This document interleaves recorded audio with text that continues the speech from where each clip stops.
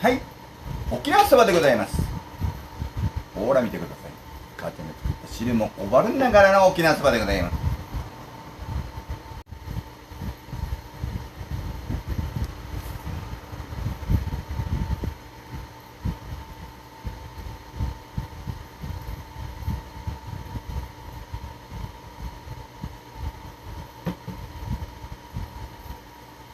麺が違う。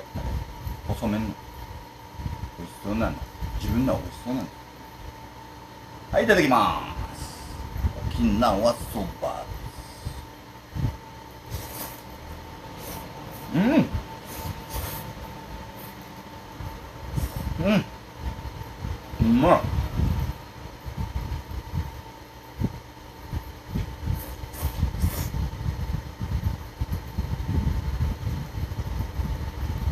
そうです。食べますよ。朝ごはんでございます。これは朝ごはん。沖縄そ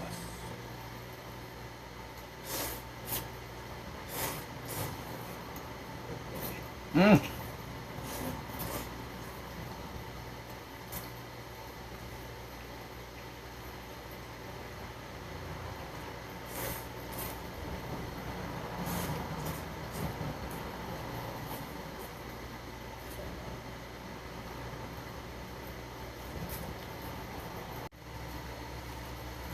うん。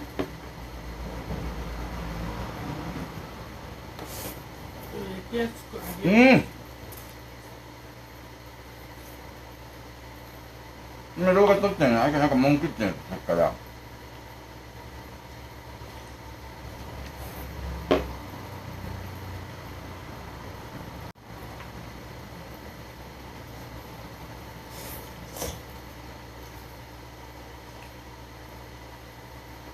美味しいですね、沖縄そば。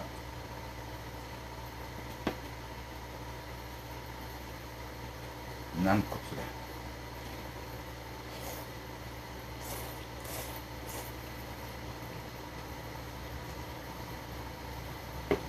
うん。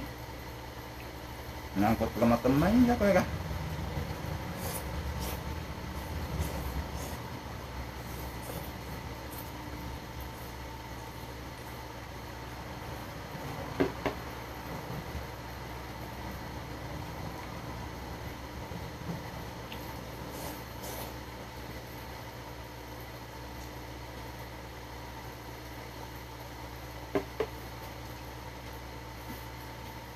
今だってね、母ちゃんと沖縄そば食べに行ったんですよ。二人で。そのちょっと前にフワちゃん来てたんですよね。思い出したんで、またこの次にフワちゃんのお話をします。ごちそうさまでした。